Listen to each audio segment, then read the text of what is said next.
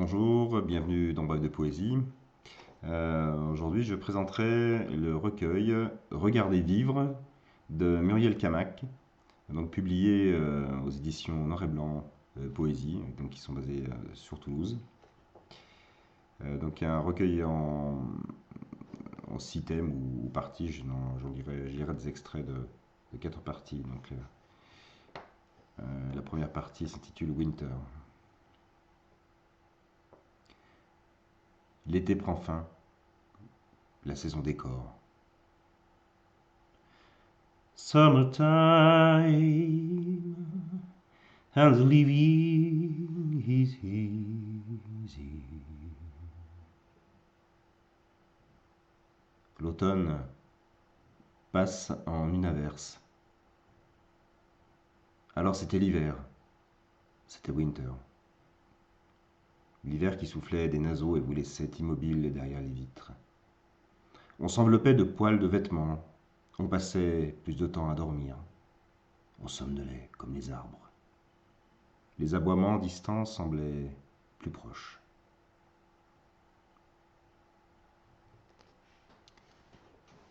Second texte. La lune ne chauffe rien. Mais l'hiver envoie des anges qui nous plaignent avec un accent irlandais.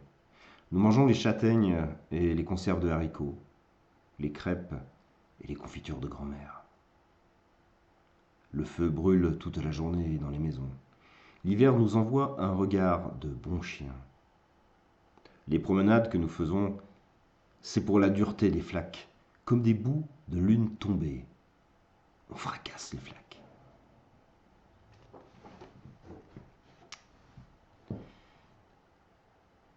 Nous attendons tellement le printemps. On n'imagine pas qu'on puisse un jour regretter l'hiver, cette dureté. L'hiver semble être pour toujours, seule saison entre gel et pourriture. Et il n'y a que des pots vides sur les étagères du cellier, pas de confiture. Grand-mère, où es-tu ? Demande pour toujours la petite fille aux allumettes. Et mon cœur se brise. Magnifique. Un loup hurle dans la forêt, la petite fille gratte une allumette. La saison frappe un coup de talon, étincelle aux semelles. Flamenco, canto rondo, hurlement de loup venu de très loin. D'un coup, l'hiver s'arrête.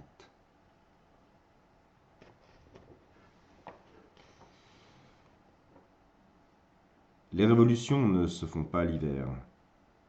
Il fait trop froid pour sortir, trop froid pour la colère, trop froid pour la misère, trop froid pour imaginer d'autres saisons. Les piétinés se prostrent près du chauffage, piétinés par le froid aussi.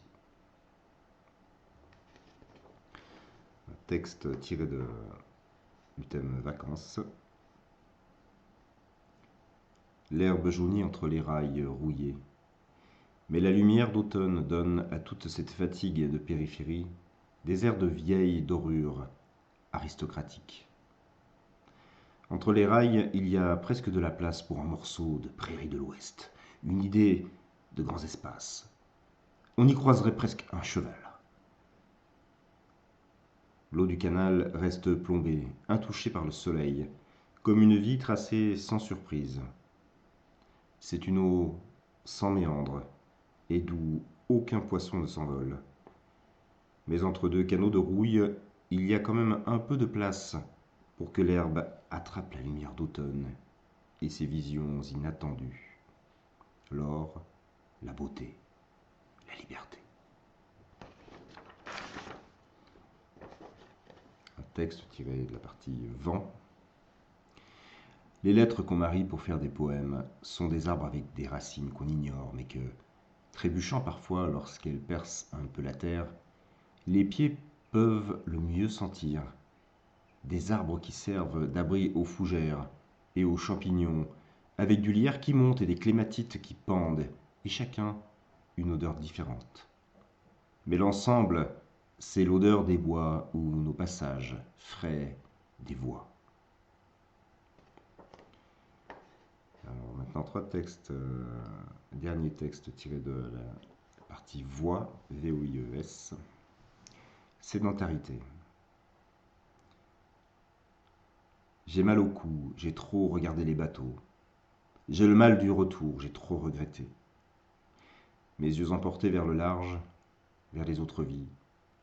Ils oublient qu'ils voient mal, ce n'est qu'un canal en plein Paris. L'argot qu'une péniche. Il est loin l'océan. Je souffre de myopie sur le quai des Comme-Si. Texte intitulé Serment. Tous les serments d'amour qu'il ne m'a pas faits, je les ai ramassés, sans serment de mon cœur imparfait. Petits sarments secs, je les ai fait brûler à grande eau. De cette eau de vie, ami, serment, ça me réchauffe le dos. Et saoule, je saurais mieux, sûrement, carboniser les fragments de ce pauvre amour défait. Il y a un dernier texte qui va vous parler, vous, mes amis IESC, amis auteurs, envie. Il y a des jours où ça me prend, la poésie. L'envie d'écrire un poème, envie, envie, envie. Je suis là, j'attends des mots, un rythme. J'attends un signe du monde. Monde, indique-moi donc ça. Je suis là, je cherche dedans.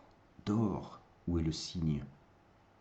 Il doit bien en avoir un son, un souvenir de rêve, un mouvement. J'attends dans le monde le signe, comme la sainte dans sa cellule attend son ange, ou comme l'enfant sur son pot attend que ça sorte. C'est sûr, ce n'est pas la même chose si ça vient de l'ange ou de l'intestin. Extase ou déjection, m'en fous. Je veux juste un poème, que ça monte ou que ça descende.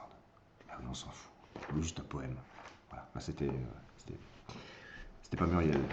Enfin, voilà, et bien, écoutez, c'est vraiment un superbe recueil que j'ai dévoré. C'était pas évident de choisir des extraits. Donc l'émission est un petit peu plus longue que d'habitude. Je vous remercie pour votre écoute, pardon, et votre fidélité.